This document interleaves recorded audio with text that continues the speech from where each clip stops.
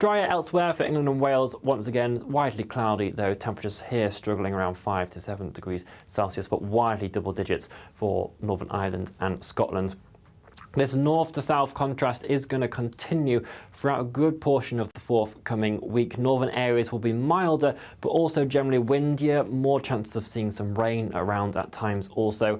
In the south, whilst drier for a part, it is going to see some fog around, particularly overnight, and it will be cooler in general as well. Enjoy your day. Bye-bye. A nice bright morning will generate a lovely warm day, right through to the evening. Boxed Solar, sponsors of weather on GB News. Don't miss your chance to win our biggest cash prize ever. An incredible £50,000. That's tax-free cash to spend on anything you like this year. What would you spend it on? £50,000 could buy those treats you've always dreamed of having. And just one entry into the Great British Giveaway really could make £50,000 cash all yours. For another chance to win, text cash to 63232. One entry costs £2 plus one standard network rate message. Or text bonus to 63232. 5 entries cost £5 plus one standard network rate message. Go to gbnews.com/win. Entries start from just £2. You can call 0903 681 3232. Calls cost £2 plus your network access charge. Or post your name and number to GB10 PO Box 8690 Derby DE1 9TT. UK only. Entrance must be 18 or over. Lines close at 6 p.m. on the 31st of January. Please check the closing time if listening or watching on demand. Good luck. GB News Breakfast, every day from 6 a.m. Underestimate what you did, because to do it in their backyard as well, I bet they weren't happy about it, were they, Brad? No, definitely not. Well, it makes it all the more sweeter. So they're usually pretty dominant in a two-man event, but four-man's usually where we can challenge them. And yeah, we managed to do it yesterday and put down 2 solid runs. And yeah. So yeah, funding was a big issue for us in the last quad, but because of our results recently, we've picked up a lot more funding from UK Sport. So we're well funded now, and but yeah, the Bob is in the back of the van behind us, so we're driving it down to St Maritz as we speak. So yeah, that's how it all works in the background in bobsleigh. Brad, you're the pilot, correct? So you're up front. Yeah. Now, what happens? I always wonder, because I remember seeing John Noakes on. Do you remember John Noakes on Blue Peter when he fell out of the bob and he ended up showing the back of his backside on TV because he had a big scar on there? What? So you've got the brake man. You're at the front. So where are you then, Aaron? Are you what number are you? So I'm number 3. Yeah. Right. So what do you do there? Is it just a matter of it's the running power is what it's all about to get off to a good start, and then you can sit and enjoy the ride? Yeah, that's it. So for number 2 and myself, number 3, it's all about getting that bob off the line and then just zipping it up to as high a speed as we can, basically. Getting in, staying low, having good aerodynamics, and staying still and let Brad do the work. Yeah, it's definitely not a comfortable position for them, because we're bending them and twisting them into quite an uncomfortable position to get as aerodynamic as possible. And when you've got 6 times G's pushing you through that, is not... Yeah, not definitely fun. Stiff back this morning, that's for sure. Because I'm just thinking where me and Eamon would sit. Is it 2 and 3, or would he go at number 4? What do you fancy? I would be too frightened to do that. GB News, the People's Channel.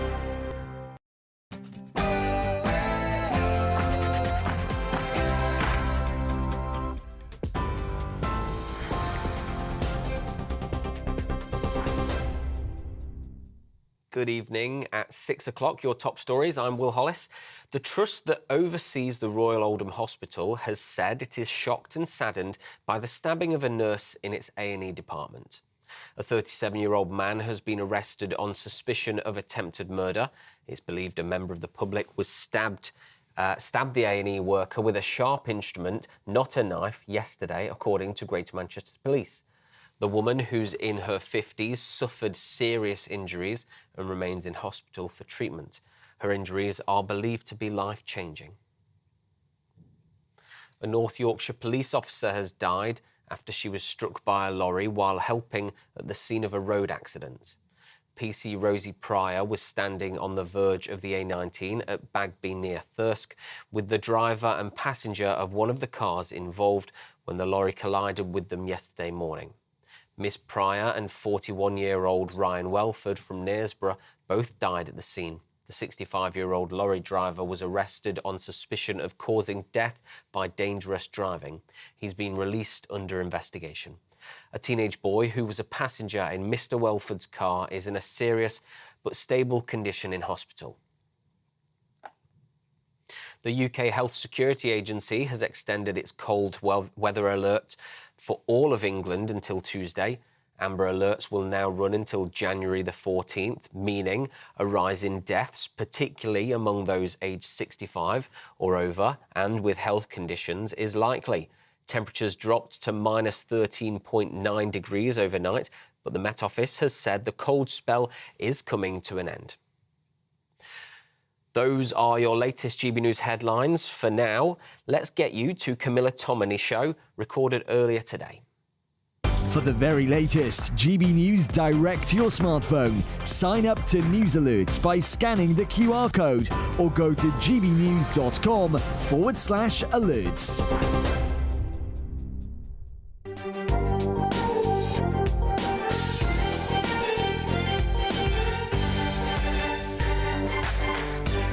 I'm joined now by the Secretary of State for Science, Innovation and Technology, Peter Kyle. Thank you very much indeed for joining me this morning, Mr. Kyle. You're announcing this week a new crack team of AI expertise focused on strengthening the UK's sovereign AI capabilities and supporting national champions to create the leading AI powers of tomorrow. Cheeky question, Mr. Kyle, but considering Labour's recent performance, might it be time for AI politicians? Oh, honestly, that is a very cheeky question to start off with. No, what we're doing is looking at what has made Silicon Valley so powerful, to create so much wealth for businesses, to get innovation that emerges and then suddenly gets upscaled to become not just a national impact in America, but global impact too. Now, I think that we have all of those parts here. We've got the skills, the universities, we have the investors. You know, we have all of the things in play there, but they're not in place and coordinated. Now, AI and digital technology is going to transform the global economy. Does Britain want to sit on the sidelines and buy off the shelf as this technology emerges? Or do we want to be part of developing it, designing it, creating the wealth and the jobs and the opportunities that come with it, and not just create countrywide companies, but global companies that are the scale that we've seen elsewhere? We have that potential, but at the moment, we're not actually trying to and striving towards it. With this new unit that we're going to set up, that will report directly to the Prime Minister and myself, we're taking those first crucial steps. But obviously, to take these first crucial steps, we have to have a strong economy. You have to agree that this week has been rather dire for the Chancellor, Rachel Reeves. In what way is Labour any different from Liz Truss and her own mini-budget when it comes to borrowing costs now? They're the highest level they have been for 27 years. So isn't Rachel Reeves guilty, in Labour parlance, of, quotes, crashing the economy? That letter that Liz Truss wrote to the Prime Minister asking for an apology should have been a letter that she wrote to every mortgage holder and householder in this country, apologising for what she did. When you've seen what's happened and the trends over the last week, they are mimicked by what's happening in the US and elsewhere. We are in line. What Liz Truss did was unique to our country here. Now, our plan for change, of course, involves fixing the fundamentals of the economy, which is what we saw in the budget.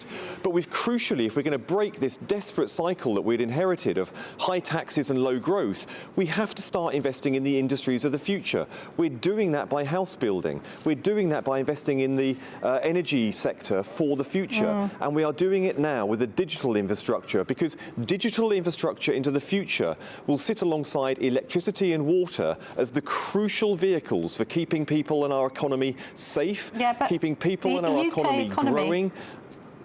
The UK economy is flatlining. The Labour Party came into power promising growth.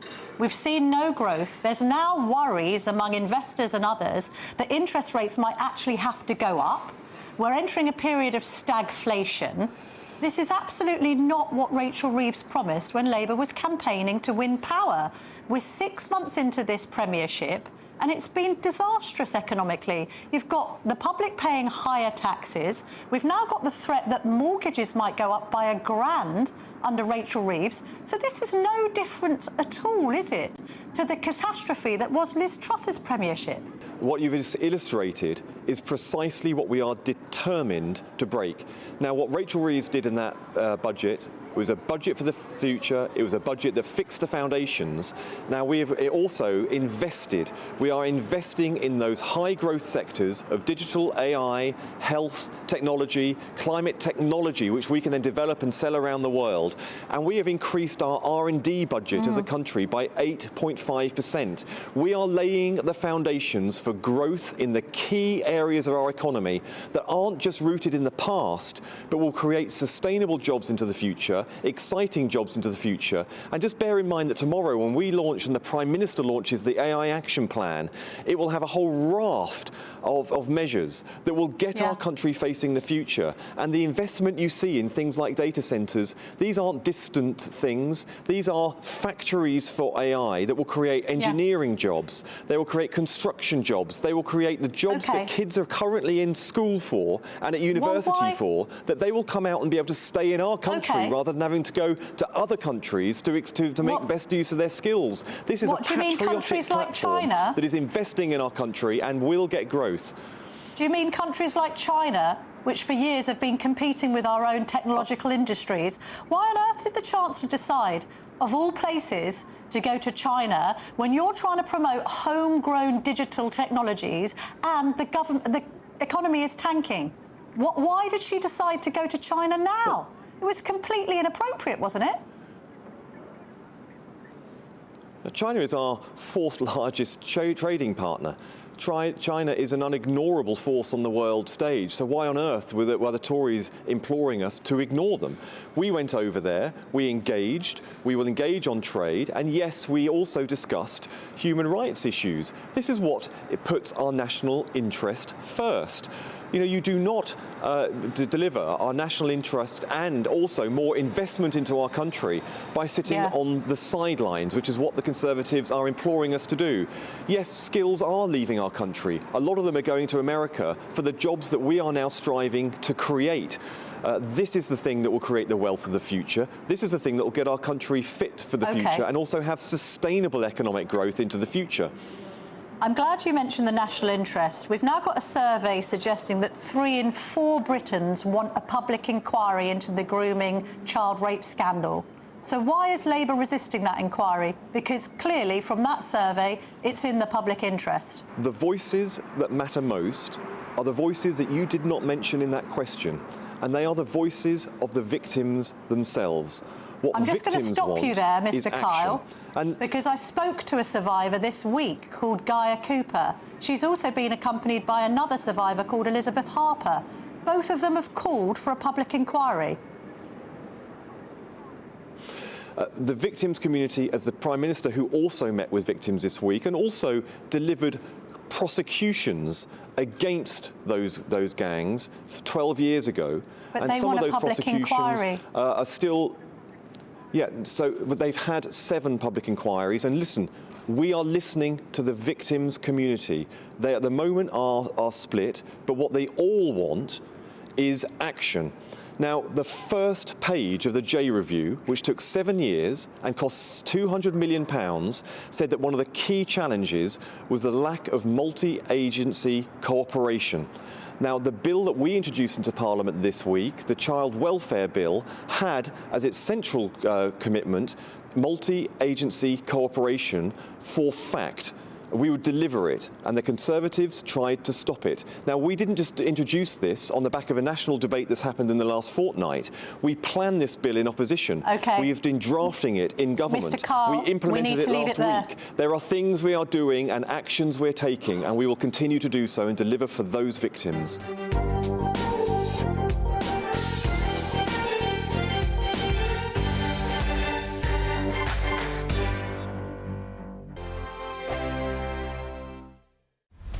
Britain's newsroom, weekday mornings from 9:30. Mr. Motivator, he joins us now. Mr. Motivator, a very happy new year to you. Thank you so much for joining us on the show. There you are, bright and early. So how are things? How can we all kick ourselves into shape? By the end of January, most people have thrown their New Year's resolution out the window. I think what's important is that we make a change for life, and we set ourselves small goals. And as we achieve those goals, then we reward ourselves. And in other words, you want to run 10K, you don't immediately get up and go run 10K, do you? You run between 2 lampposts and walk between 20. If you're not into running, don't choose running. If you're into dancing, that's great. If you're into any kind of movement, that is the way to keep yourself active, healthy, and also maintain your independence. So, Derek, is the point that you keep it manageable and small enough that it's achievable? Why don't we just find 4 exercises that you do for 1 minute each exercise, and you do that 4 times a day? Achievable, isn't it? That's only 4 minutes of exercise. And I guarantee at the end of the day, you'd have done 12 minutes, which is like your daily dozen. So there's your goal. I want to do a daily dozen of exercise lasting a minute each, right? And the first thing you could be doing is getting up from your chair, right? The moment you stand up, you incorporate so many muscles in your legs, right, that you're going to feel good, yes? So, right, go on then. Get up off your chair, Adam. Show me how it's done. Easy, come on. Easy, yeah. Look at that. No hand. The next thing I want you to do is to reach up real high.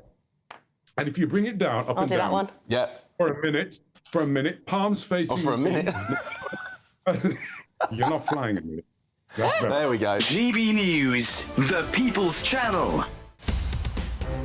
In the GB Newsroom, we bring you the news as it happens. With our team of dedicated journalists across the UK, we're ready to keep you up to date with what's happening every half an hour, every single day.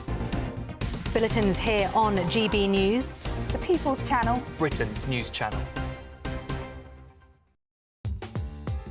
I'm Christopher Hope. From pop stars to politicians, I'll interview anybody in a pub who's got a political opinion. Join me every Friday on Spotify, Apple Podcasts, YouTube or gbnews.com, or wherever you get your podcasts.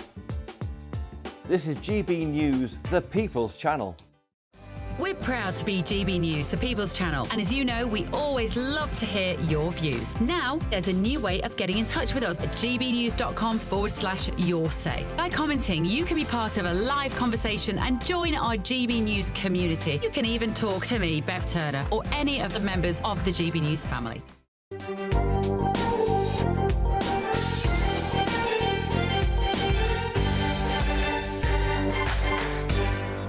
I'm now joined by the Shadow Chancellor of the Exchequer, Mel Stride. Mr. Stride, lovely to speak to you this morning. I've just spoken to Peter Kyle, the Science and Technology Minister, who is basically saying that a lot of the figures that the Tories are now attacking Labour for on the economy are from Q3. So a lot of this calamity happened under the Tories. I mean, to what extent must you admit as Shadow Chancellor your fault in the problems that the economy is suffering from today? Well, I think Peter, when he's referring to Q3, is probably focusing on growth. At the point that we handed the economy over to this government, we had the highest growth rate in the G7.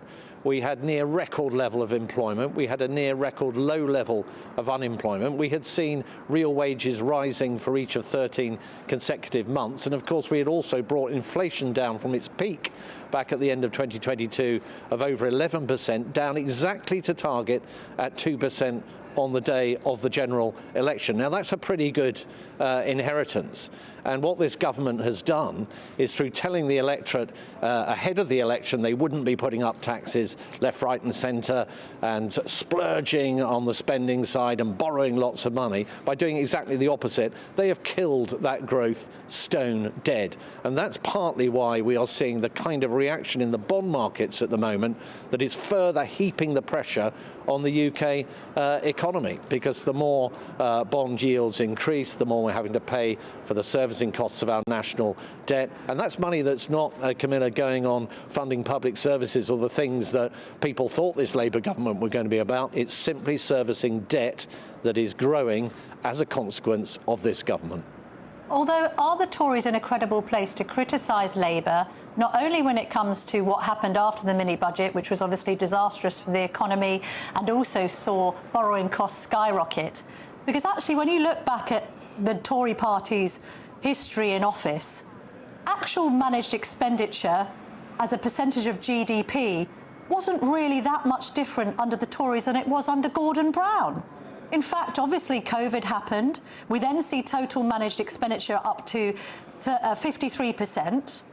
I mean, generally, you have borrowed as much as Labour governments. You've also spent as much of Labour governments. The public look at this and think there's no difference between Labour or Tories on overspending in big state. Well, there were big pressures on spending, obviously, because we had COVID, and that meant we had to support the economy and prevent very high rises of unemployment, and also various cost of living payments to help people through the energy price shock that we got around the Ukraine-Russia war, and that totaled to about £400 billion. And I think there were very few people at the time that was happening anywhere in the political spectrum that were saying we shouldn't have done that. But you just have to look at the OBR forecasts, okay, from the last budget, and this is before all this trouble has kicked off in the economy, showing that under this government, what will be happening going forward is ever higher levels of tax burden and an ever larger state taking up ever greater proportions of UK output. And that is something that is simply unsustainable and lies very much at the root of the problem that we've got at the moment.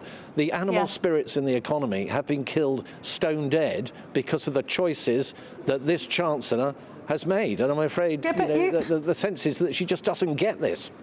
I know, but the sense is also that you were responsible for big tax and spend government.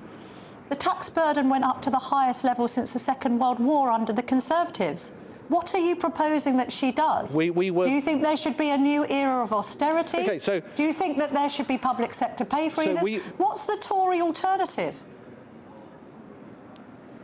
Okay, so it lies in the things that we had in our manifesto, Camilla. So firstly, we would have had an approach to the last budget that would have been leaning into growth rather than dampening growth. So we would have done things differently there. We would not have been taxing the living daylights out of employers up and down this country. Secondly, we would have had a much firmer focus on productivity growth, which is absolutely vital. You saw that in Jeremy Hunt's last budget, £3.4 billion going into the NHS to get productivity up in the National Health Service. Compare that to what this government's done, which is a rush off and give the train drivers 14% and junior doctors 22% pay rises with no productivity gains. The third thing that we went into the election with a clear plan for was how we would get the welfare bill down. Now, I, as Secretary of State at Work and Pensions, had already got £5 billion worth of savings across the next 5 years through welfare reform. And there was more to come, a further 12 billion in fact. Those are very large amounts of money. So if you duck the welfare challenge,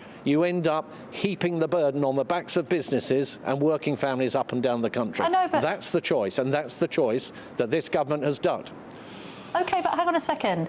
When you talk about taxes on businesses, it was the Tories who decided to raise corporation tax by 6%.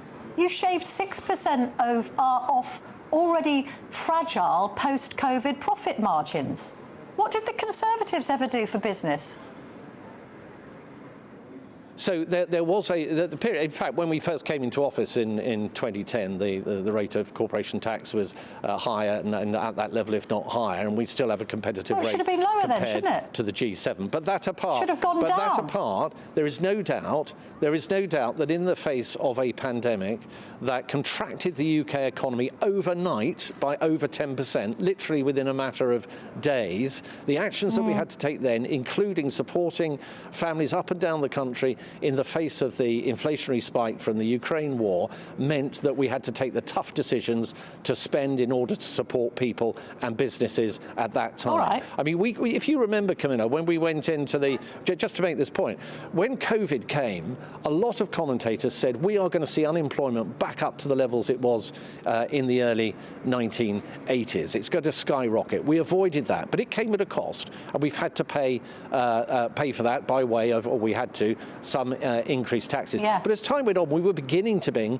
taxes down. And even with the tax threshold freezes that Rishi Sunak brought in, with the national insurance cuts for employees that we were bringing in fact, an average earner was going to be paying a lower rate of marginal tax than at any point since the 1970s. So our direction was in getting taxes down, and that would be what we would be focusing on if we were in government.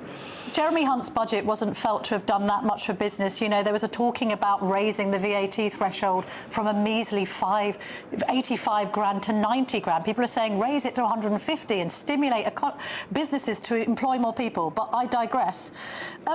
When it comes to Rachel Reeves, then, are you calling for her resignation? Look, those are matters for the Prime Minister, not matters. Well, are you calling for? You can call for her resignation. She is Labour ministers, Labour shadow ministers used to call for heads to roll all the time. Well, OK, they may or may not have done. That's a matter for the Prime Minister. But I do question the judgments.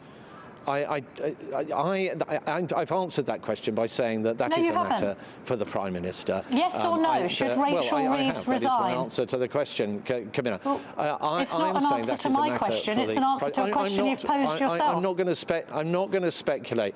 I'm not going to speculate on the future of the Chancellor. Why shouldn't she resign? That the judgment, the judgment that is a matter for the Prime Minister. The judgments that she is making have an opinion on it. Are clearly, yes, I do, and I'm telling you what my opinion is, and that is that her judgment I'm not clear on it. I'm sorry. Fundamentally flawed. Apart from your opinion being it's down to the Prime Minister. What do you think? Is this woman competent? Rachel, from accounts, she's being branded. She's over-exaggerated her qualifications on her CV. You're the shadow Chancellor. Is the current Chancellor up to the job? I think her judgment has been very poor, as I have been setting out and was attempting to go further with.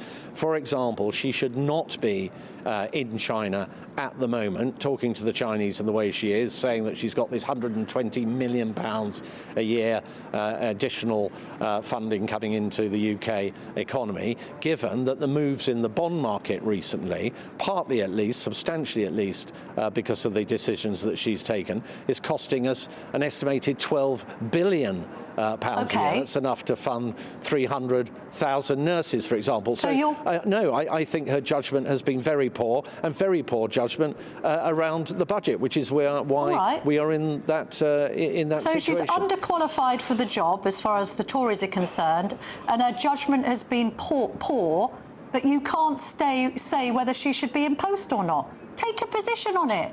Is she good enough to be Chancellor, or should she resign? I have taken a position. I have said, look, resignation and things like that of ministers in government are matters for them and for, in this case, the Prime Minister. What I can say categorically is that the judgment that's been exercised in terms of the budget, the current economic predicament that we're in, the fact that she's in China, cap in hand to the Chinese when she should be over here at her station, reassuring the markets about the economy, are clearly matters that are deeply, deeply unsatisfactory.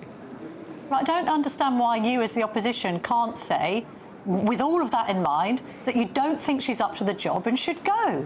Why can't you just voice a personal opinion on it?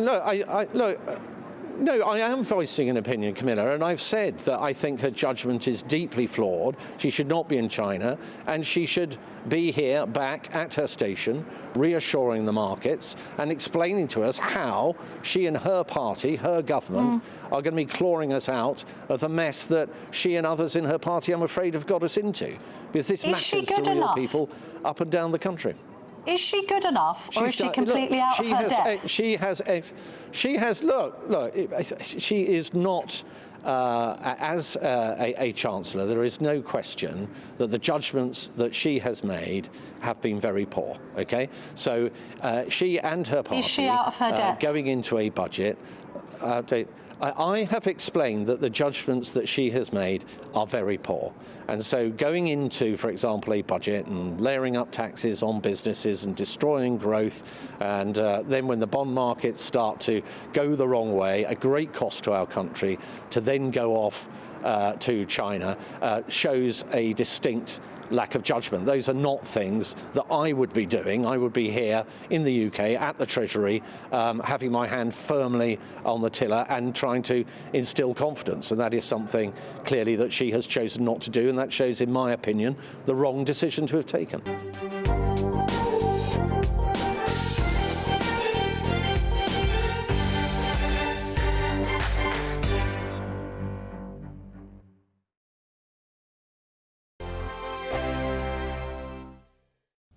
Hello there, good evening. This is your GB News weather update provided by the Met Office. The forthcoming week is all about north to south contrast, and we'll see some of this becoming evident in the overnight period as well, because the winds are going to be picking up in the north with gales widely around coastal districts, and as a band of rain pushes its way into the northwest of Scotland, there'll be outbreaks of drizzle for Northern Ireland as well. Generally a drier and calmer night for England and Wales underneath some clearer spells, but with those clear skies around, temperatures will drop off. Some patchy frost for eastern Wales, parts of southeastern England as well.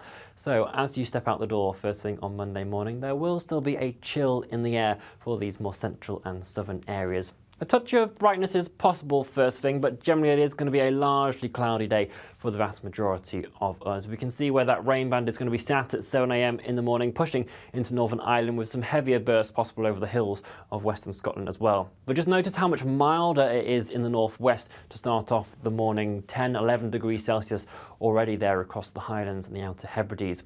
This band of rain will slowly push its way southwards, eventually arriving into parts of Cumbria and northwestern Wales into the afternoon period. Elsewhere for England and Wales, it will manage to stay dry, but still relatively cloudy for all. Temperatures holding up at around 6 or 7 degrees Celsius here, which is roughly where we'd expect them to be for the time of year, but much milder for Northern Ireland and Scotland, widely into double-digit figures. On Tuesday, that frontal system that's bringing the rain will stall itself across more central areas of the UK, but it will also weaken. So the rain will become lighter and patchier. It will generally be drizzly outbreaks across some more western hills. Many of us will manage to stay dry. Still relatively cloudy for most, the best of the sunshine for the far south coast of England, but also some eastern areas of Scotland seeing a touch of brightness. But the north to south contrast will continue throughout the week, particularly in terms of temperatures. It is still going to be the northern areas that remain the mildest throughout. Bye-bye. Thank you, Britain. Thank you for watching. Thank you for listening. Thanks for subscribing. Thank you for your support. It's you that make us the People's Channel.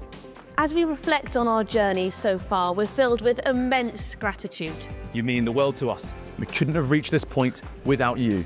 As a very special thank you, we are giving you the chance to win one of 50 GB News thank you boxes. They're worth £50 each. For full terms and conditions, and to enter, just go to gbnews.com/thank you.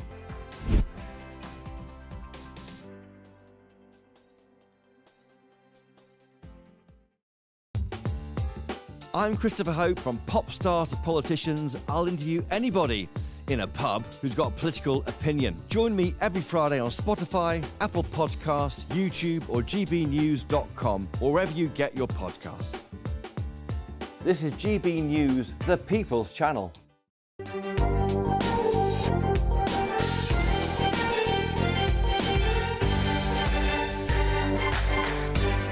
Welcome back to the Camilla Tominey Show, only on GB News. I'm joined now by the former Chancellor, Kwasi Kwarteng. Hello. You heard my interview with Mel Strike just there. Yes, I did. The opposition aren't great at opposition, are they? Well, look, if the Tories are going to send journalists like me, day in, day out, attack lines on how terrible Labour are at managing the economy, and I ask, therefore, should the Chancellor resign?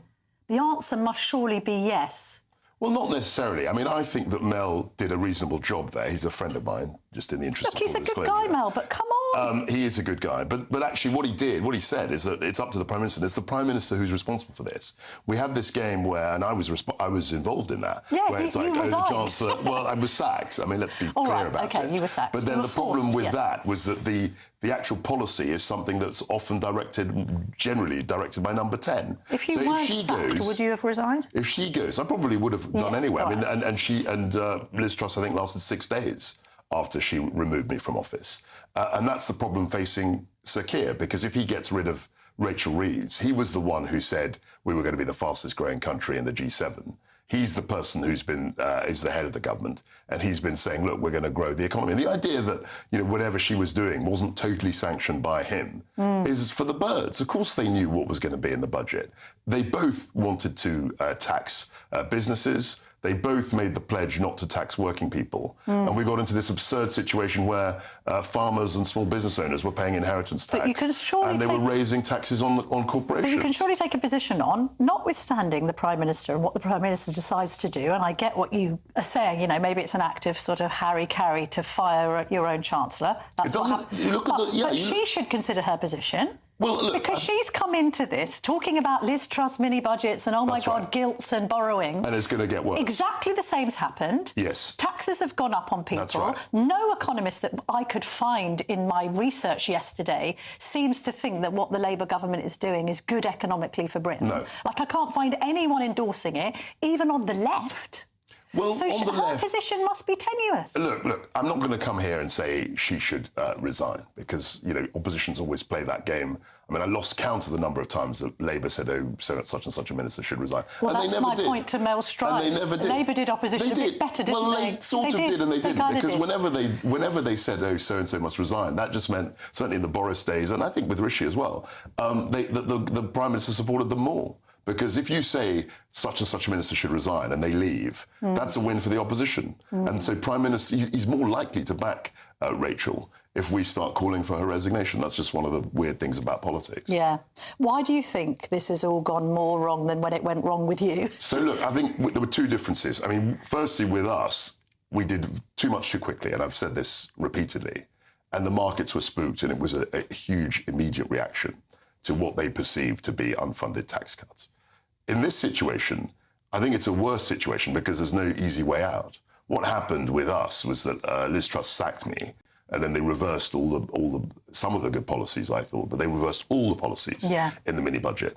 Where we are now is there's no end in sight. You've got a Labour government with a majority of 175, something in that region, and we have another election in 4 years' time, which is quite a long way away, and there's no inkling that they're going to reverse course or change their policy. No. So in the meantime, I think they're going to kill growth. I think what Mel said was 100% right. They've killed it stone dead. And the danger is that we'll be in a recession, God forbid.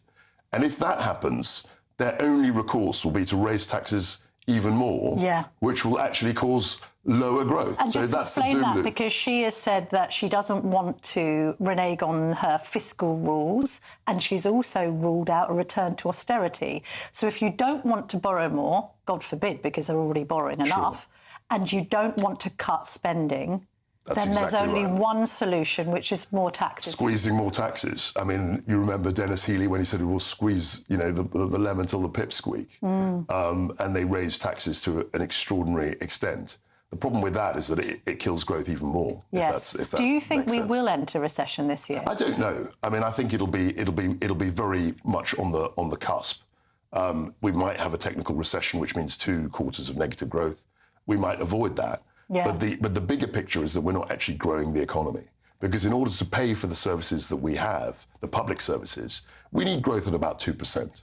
That's the sort of rate you want to see. It'd be nice if it was more than that. I mean, can't we look to the American example? Of course. But if you don't get anywhere near 2%, you're in this doom loop where you have to keep raising taxes. No appetite on the Labour government to reduce spending. I mean, you can forget about that. No. And at the same time... Don't worry, she's declared a war on waste. Oh, yeah. Well, I mean, Do you have confidence in that? No. I mean, that's always the last gasp when Yeah, I they did say that myself we're in going to the get paper review. rid of...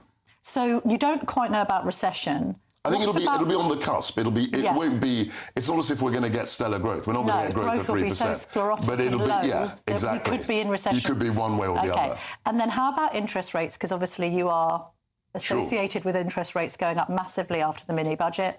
You've already taken responsibility for that. You even confessed to me on this show that your own mortgage had gone up. We've now got reports in the Telegraph and others saying mortgage costs could go up by £1,000 per homeowner. If interest rates go up, she really does have to consider her position, doesn't she? I think the whole government will be in a very difficult place if interest rates go up. Could they go up? They could do. I mean, the issue that we have this year, it's a cusp, pivotal year for the government. As you asked me, will there be a recession or not? Everyone is asking that. Everybody in the city, everybody at home will be asking about, what's the future of the economy? And it's not very clear at the moment. If at the end of the year we've had zero growth or, God forbid, a recession, I think the whole government's plan is bust. They'll have to come back to the House of Commons and have a budget where they increase taxes even more, Yes. having said that they wouldn't do that. And I think at that point, the government's over, frankly. But when government over? How can it be over? What would happen? How it's can credibility. I mean, we've got to wait till we got the 4 years is a long time. We got the electoral cycle.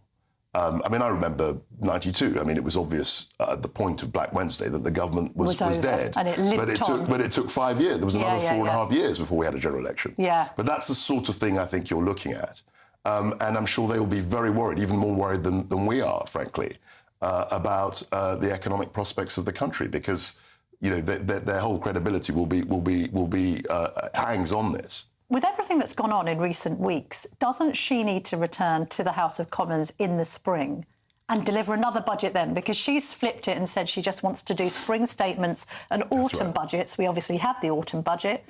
It's now coming home to roost. She needs to recalibrate in a few months' time, not in over 6 months' time. I think you're probably going to be right, but that will depend on what the GDP figures look like. The OBR at the time, and it seems like a million years ago, but it was only 3 or 4 months ago that the end of October budget happened, the autumn budget. And at that time, the OBR was predicting, I think, 2% growth for 2025. I think they'll have to revise that down. If that happens, that will create a black hole in terms of funding for public services. And I think at that moment, she'll have to come back to the House of Commons and announce further tax rises. That's what I think is going to happen. And it could happen as early as spring, as you say. Did you think that the cease and desist letter from Liz Truss was a good idea to Keir Starmer? I wouldn't have done it myself, because also I didn't really quite understand it, because if, in terms of parliamentary debate, no court in the land can legislate against that. No, I mean, she doesn't want him blaming her, and but if he says it on the floor of the House, that can just get repeated by other Also, I didn't think outlets. it's quite in tune with her kind of like quest for freedom of speech and freedom of expression. I don't know what's going on. I think it might be, it keeps her in the public eye. We're talking about this. I don't know quite what's going on. And also, can I just ask you about Britain's gas storage levels? When you were Chancellor, were you warned about... Well, I was Energy Secretary as well. Well, you were Energy Secretary, so tell me about it then, because we have this situation where obviously Britain is freezing, figuratively, literally, metaphorically and everything else. You've got Centrica warning we haven't got enough gas storage left, this idea that the lights might go out, and then you juxtapose that with Ed Miliband's net zero zealotry. Sure. What's your view on it? So I think, look, I was broadly in favour of net zero when I was Energy Secretary. But I think you've got to adapt. You can say, look, we need the net zero target, but that can't be at the expense of people's quality of life, at the expense of their pocketbook. And I think we have to be much more flexible. The one thing I consistently opposed, even when we were doing it, was the energy windfall tax. Because essentially the danger is that we will tax the North Sea to extinction. Yes. And not only will the jobs go in that sector, you won't have the security of supply, you won't have the gas, you won't have people investing in those resources, which are British resources, to keep the lights on. So should Miliband rethink that whole no issuing of new licences for new oil and gas drilling in the North Sea in light of recent events? Yeah, I think all of that is driven by ideology and is totally unpragmatic. It's not serious. And I think it will just heap more costs on the people of Britain. You're not painting a very positive picture for 2025. Look, it's a difficult climate. I mean, I don't dispute that. I think the government has also, as Mel said, created a lot of these problems themselves. Yeah. I mean, the whole tax system, the tax regime, that was something they introduced in October. Nobody forced them to do that. They just said that, right, we're going to put inheritance tax on farms, on small businesses. Yeah. We're going to put national insurance up on employers, which is essentially a jobs tax. And nobody forced them to do any of that. And then we're going to bake in higher costs with really sweetheart deals for train drivers. I just read this morning the train drivers are going to go on strike. And Labour said they were going to increase the pay in order to prevent the strikes. And that's what's happened. So they've created most of this mess.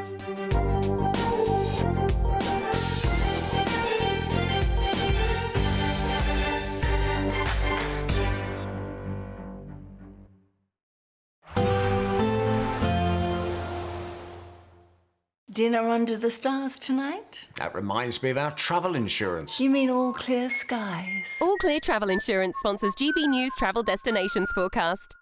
If you're about to jet off to the Mediterranean for some winter sun, then west is certainly best at this time. It's high pressure that's in charge across parts of Iberia into southern France to provide relatively fine conditions at the moment, but further towards Italy and around the Adriatic towards Turkey as well. We've currently got some heavy rain, even heavy snowfall across inland areas. This will be continuing over the next couple of days or so, but is expected to ease during the forthcoming week. All Clear Travel Insurance sponsors GB News Travel Destinations Forecast.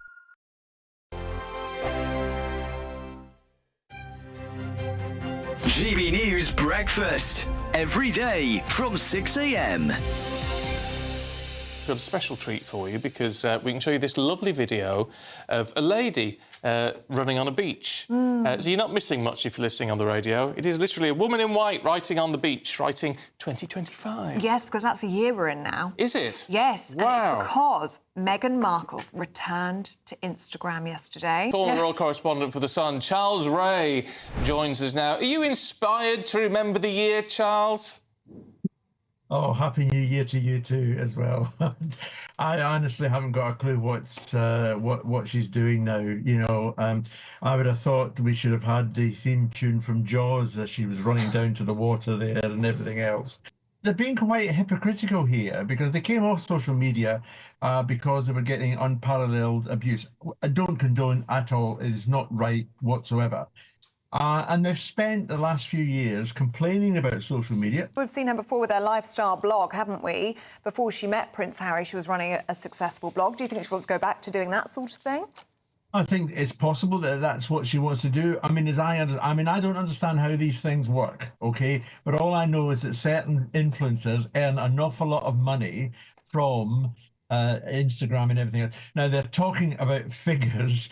I mean, whether this is true or not, I've something like £790,000 she could earn per post. You know, so it's quite incredible what she can possibly earn out of this. It's interesting, though, Stephen and Ellie, that she's actually switched off all the comments on this one. I noticed that.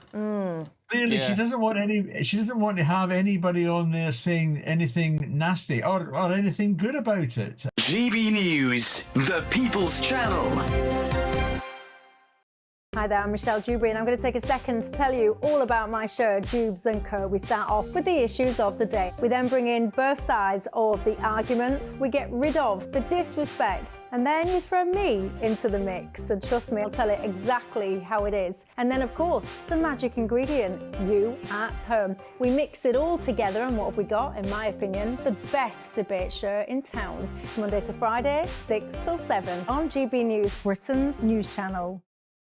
It's Patrick Christie's Tonight, and here we do things differently. It's explaining the absolute madness of this, doesn't it? It's explosive. I mean, this is very good. It's lively. 850. Your government sat there, Sean, and he did nothing. It's controversial. And the Middle East has been in turmoil since before I was born. It's everything you need to kickstart your evening. Everyone's had their Weetabix tonight. I love to see it. That's Patrick Christie's Tonight, weeknights from 9 p.m. Only on GB News, the People's Channel, Britain's news channel.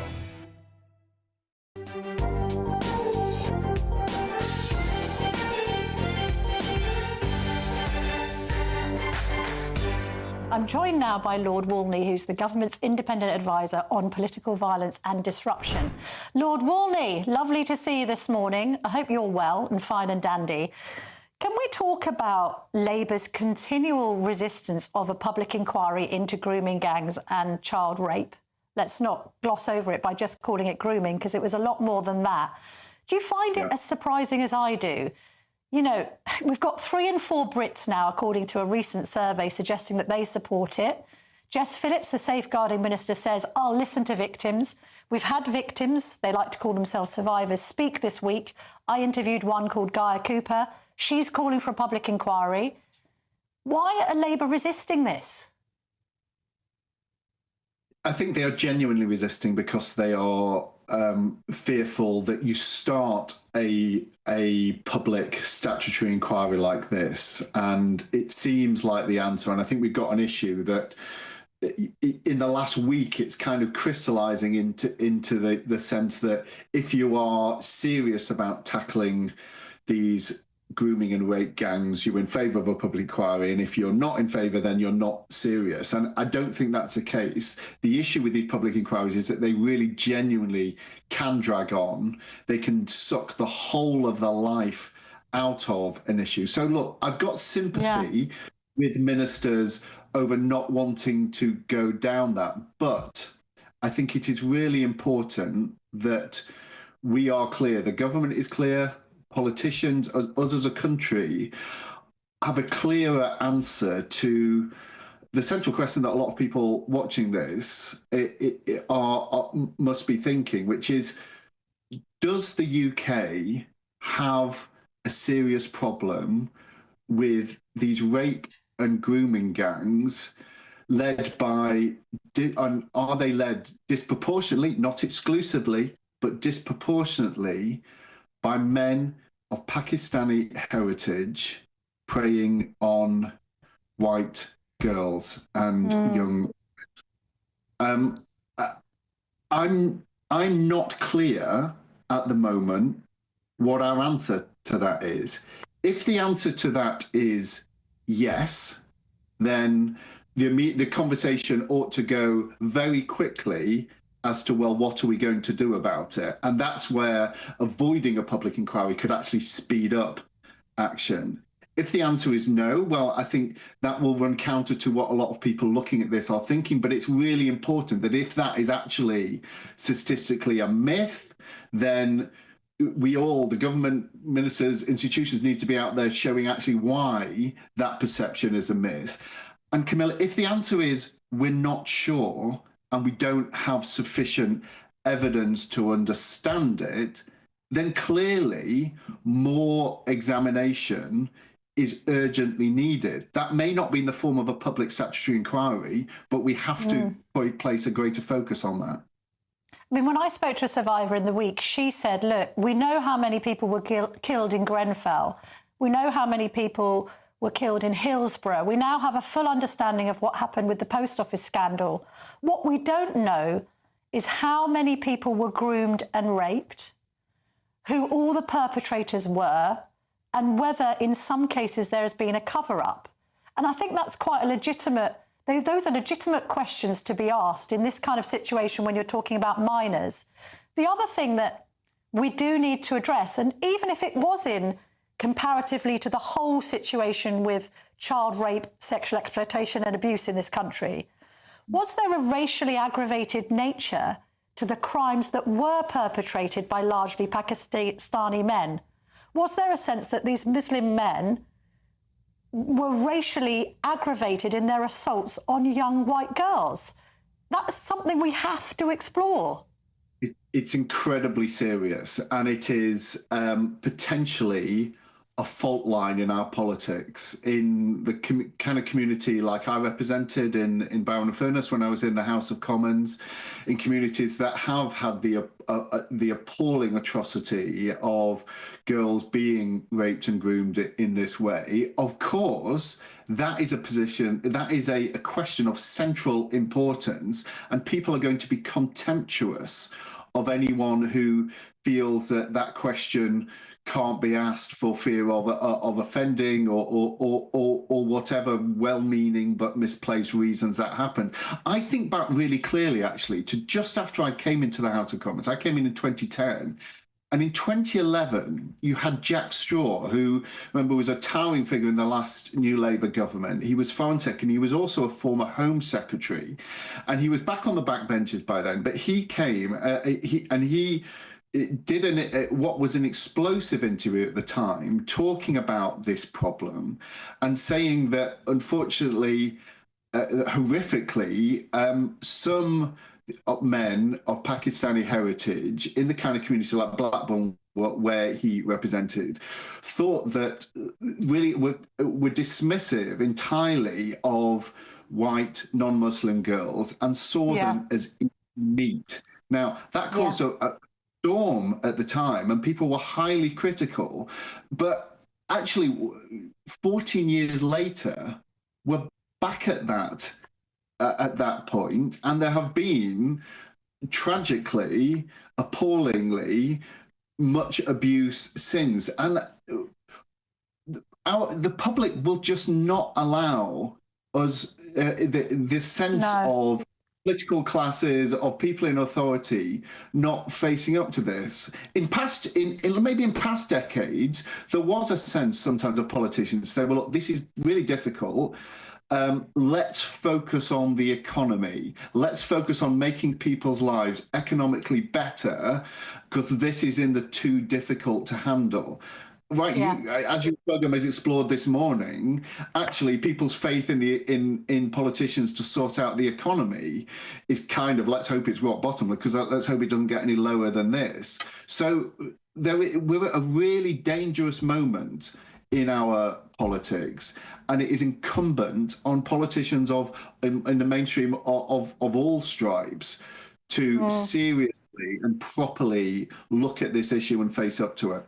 All that, although I'm just going to make one point, and maybe it seems facile to make it party political, but I think part of the criticism here has been that it was largely voices on the left who started shouting racist at people who tried to expose these grooming gangs. Now, it may well have been because some of those figures are associated with the hard right, Tommy Robinson and others. You know, GBNews was criticised by some liberal elitists for all of Charlie Peters' work on this. We had Labour MPs who were brave enough to put their heads above the parapet. I'm thinking about Anne Cryer, I'm thinking about Sarah Champion, I'm thinking about Simon Danchuk. OK, these northern constituencies, they're represented largely by Labour MPs, some of whom turned a blind eye. Sean Davies didn't want an investigation in Telford. He's now the MP for Telford. So this reflects worse, I think, I'm sorry to make it party political, on the left than it does the right. Well, I mean, what happened to Sarah Champion in particular was appalling. The fact that she used really plain language, and she wrote it in the Sun back in 2016 when Jeremy Corbyn was the leader of the Labour Party about this problem, and she got castigated by it, and she ended up having to resign her position and hasn't been back on the front bench since. Look, I think that is a fair charge to make, that certainly in recent years, the left, not particularly necessarily specifically the Labour Party, but the centre and the left have, for understandable, for well-meaning reasons, have been very reluctant to go there. But the effect on, if there is any individual who has ended up suffering more at the hands of these evil men than was otherwise the case, that is inexcusable. And on a wider scale, it has created a corrosive environment. There is nothing. There is nothing antithetical to being left-wing and calling out this kind of abuse and equality. And where there are cultural underpinnings, being very forceful about the kind of country we live in, the values that we uphold, and saying that any culture that comes in that challenges that has no place.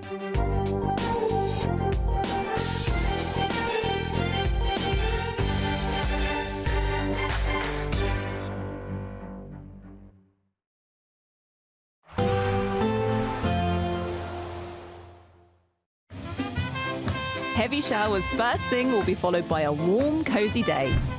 Boxed boilers, sponsors of weather on GB News.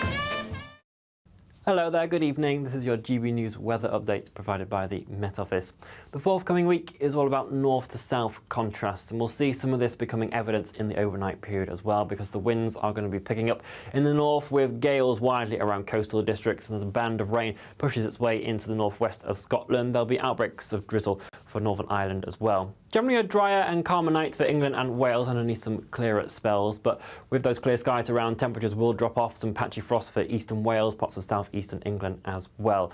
So as you step out the door first thing on Monday morning, there will still be a chill in the air for these more central and southern areas. A touch of brightness is possible first thing, but generally it is going to be a largely cloudy day for the vast majority of us. We can see where that rain band is going to be sat at 7 a.m. in the morning, pushing into Northern Ireland with some heavier bursts possible over the hills of Western Scotland as well. But just notice how much milder it is in the northwest to start off the morning, 10, 11 degrees Celsius already there across the Highlands and the Outer Hebrides. This band of rain will slowly push its way southwards, eventually arriving into parts of Cumbria and northwestern Wales into the afternoon period. Elsewhere for England and Wales, it will manage to stay dry, but still relatively cloudy for all. Temperatures holding up at around 6 or 7 degrees Celsius here, which is roughly where we'd expect them to be for the time of year, but much milder for Northern Ireland and Scotland, widely into double-digit figures. On Tuesday, that frontal system that's bringing the rain will stall itself across more central areas of the UK, but it will also weaken. So the rain will become lighter and patchier. It will generally be drizzly outbreaks across some more western hills. Many of us will manage to stay dry. Still relatively cloudy for most, the best of the sunshine for the far south coast of England, but also some eastern areas of Scotland seeing a touch of brightness. But the north to south contrast will continue throughout the week, particularly in terms of temperatures. It is still going to be the northern areas that remain the mildest throughout. Bye-bye. Expect a warm front, moving from the kitchen right through to the rest of the house. Boxed Boilers, sponsors of weather on GB News.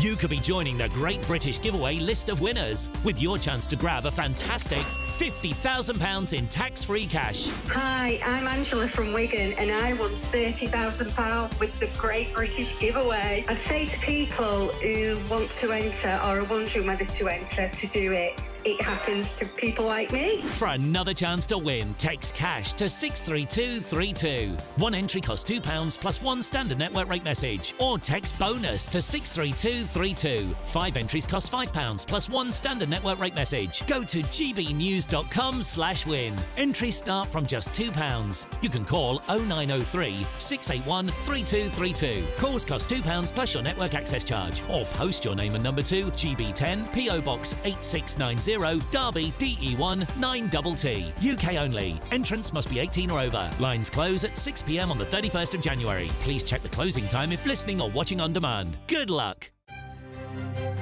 GB News Breakfast. Every day from 6 a.m. Have you noticed that more and more stores are closing? Well, last year, apparently 13,000 stores